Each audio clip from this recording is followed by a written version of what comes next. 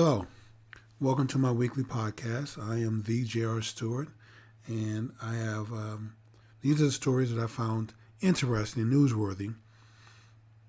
First, let me start off by saying that my beloved Cowboys lost today to the Buffalo Bills.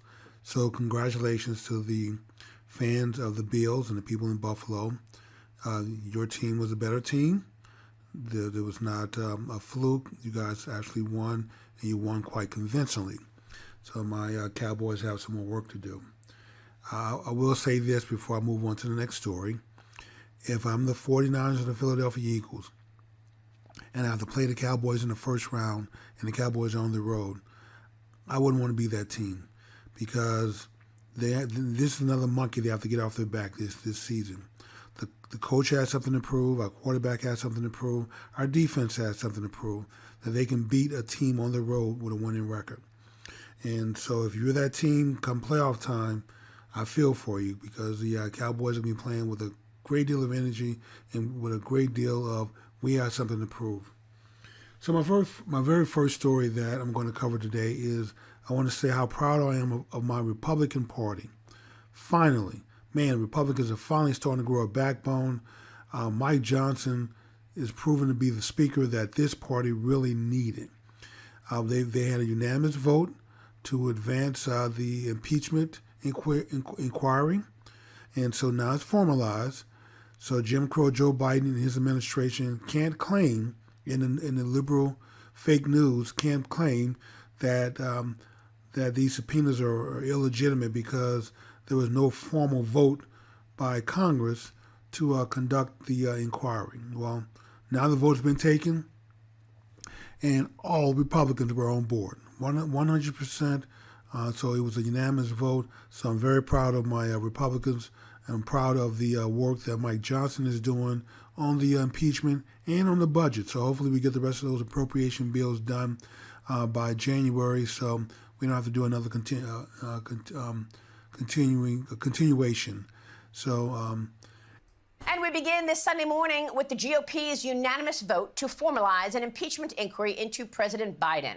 In a vote that went along party lines, House Republicans signed off to formalize the inquiry, enabling committees to enforce subpoenas and gather evidence about whether the president is compromised. And then the next story I want to cover is, well, it's a video. I'm going to do the video of Donald Trump giving a speech. But I want to say this. This is my commentary about the legal profession. I almost became a lawyer. I did go to law school for a year and a half, but I didn't finish. And one of the reasons is because my heart wasn't really into becoming a lawyer. I'm kind of a tech geek. But I do find the law fascinating, the evolution of it, the history of it. But I will say that if I were a lawyer today, I would be outright ashamed of the way the law is being used as a weapon. All these frivolous lawsuits to keep Donald Trump off the ballot. And none of them, I think it's about 13, 14 of them, all of them have lost. But yet they continue to file them. And then how the Department of Justice and these prosecutors, Jack Smith and his gang of thugs, Fat Fanny, Letitia James up in New York, I can't think of the other prosecutor up there, what his name is, but I mean, all of them. Y'all should be ashamed of using your profession this way to try to game the system. You can't win at the ballot box. I mean, you've already cheated the 2020. I said it. That's right. So you want to charge me with extremism. I've been an election denier. I wear the badge proudly. So my opinion is that the 2020 election was fraudulently stolen from Donald Trump. And so, but I'm not, this weekly podcast is not about the stolen fraudulent election of 2020. It's about the election of 2024. These people are so desperate and pathetic. They know they can't win at the ballot box because we'll be watching this time. Lightning is not going to strike twice. We're not going to let y'all cheat, and sneak in millions of ballots in the middle of the night. You go to sleep, with up 100,000 votes, and then you wake up the next morning and you're down 50,000 votes. So we're not going to let that happen again. We're going to be watching the polling places, the vote counting. We will be there in force Trust me this time. You will not be able to get away with it. And plus, we're going to start banking early ballots, harvesting ballots, start banking ballots as early as possible, because we now know that everything that can go wrong will go wrong on election night. So people, do not wait till Tuesday to cast your vote. Vote early, and if you want to do like Democrats, vote frequently. But anyway, the legal profession should be ashamed that lawyers, prosecutors, judges are allowing your profession to be used this way. This is not moral. This is not honorable. This shows how dishonorable the entire profession is. And all of you lawyers who are sitting on the sideline not speaking up, you're just as guilty. This is your profession. You should be proud of what you do. You should be proud and care about what people think.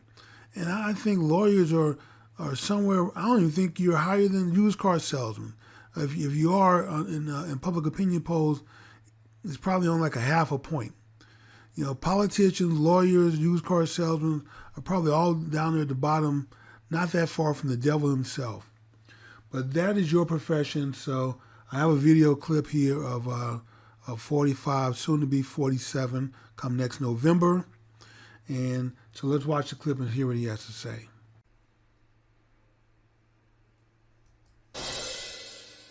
We have to go immediately before the Supreme Court. This thing would have all been over with 2 years ago. But they waited and waited and waited, and then they saw I was running, and they waited, and then they saw I was hot, and they filed lawsuits. These are very dishonest people. That's called election interference. And now they're fighting like hell because they want to try and get a guilty plea from the Supreme Court of the United States, which I can't imagine because you have presidential immunity. My next clip is of political hacks. Political hacks. And what I mean by that are people journalists, who should care about their profession, like lawyers. You should care. You should want to be honorable, regardless of what your politics are or your personal opinion.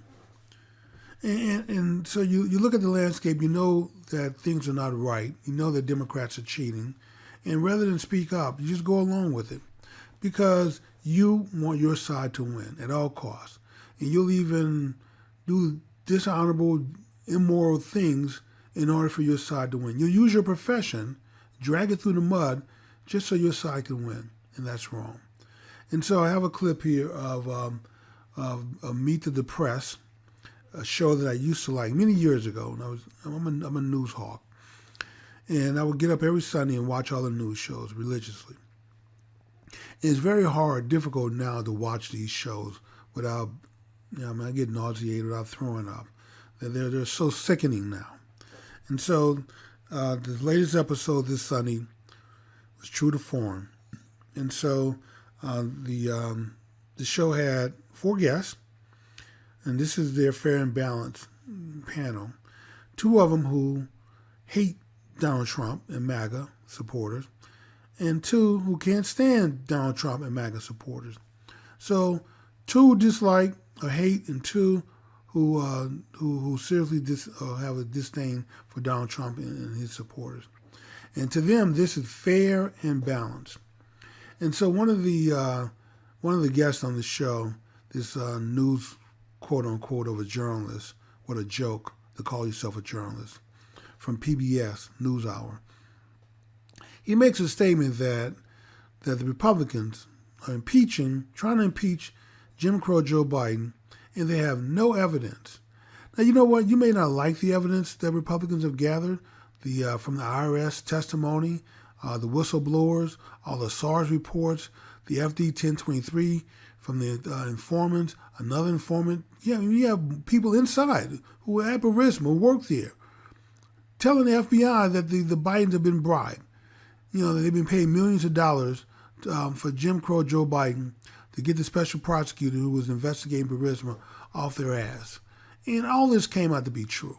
And to say that there is no evidence is a dishonor to your profession. It just shows what a political journalistic hack you are. I mean, that's not even fair for me to call you a journalist. You're a disgrace to your profession. And all of you who look the other way, bend over backwards, twist, lie, bend the truth in order to give your side an advantage when you have a constitutional protection to deliver news, unbiased news, so people can make a decision. But this whole fake news industry now is hell-bent on being arbiter of the truth, and that'll be fine if you are fair and honest, if you can be counted on to be honest. But now more people get their news from TikTok and Facebook and from Twitter and from YouTube than they do the news. And from that's TV and print.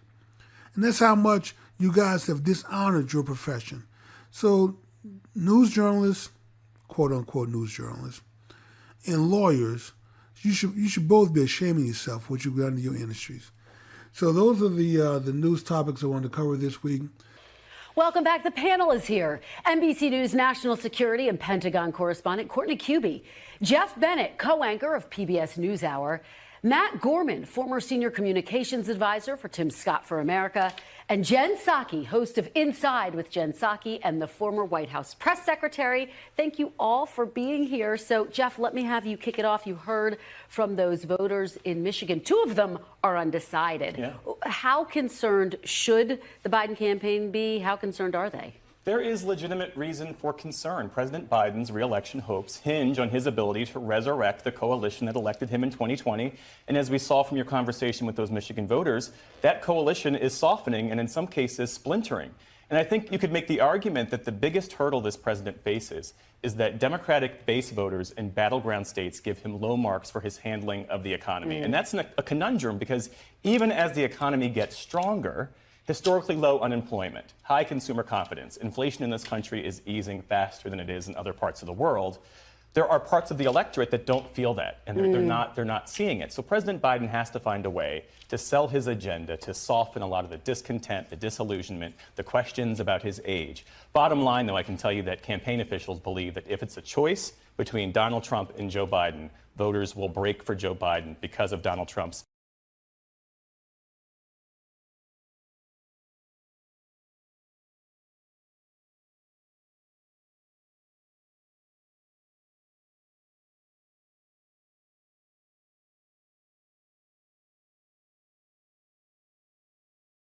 Please hit the like button, subscribe to my channel. Please support me. I have my Patreon, The Ways of the Caveman. If you're interested in becoming a more masculine man, becoming a more successful man, a more confident, competent man, husband, father, please reach out to me. I do provide personal coaching, and I'm here to tell you that as a man and a woman, you are exactly what God made you to be. So never let anyone make you feel ashamed of who you are. There's no such thing as toxic masculinity, and there's nothing wrong with a woman being feminine. So with that being said, I'm the J.R. Stewart. Please come back next week. Thank you so much. Bye.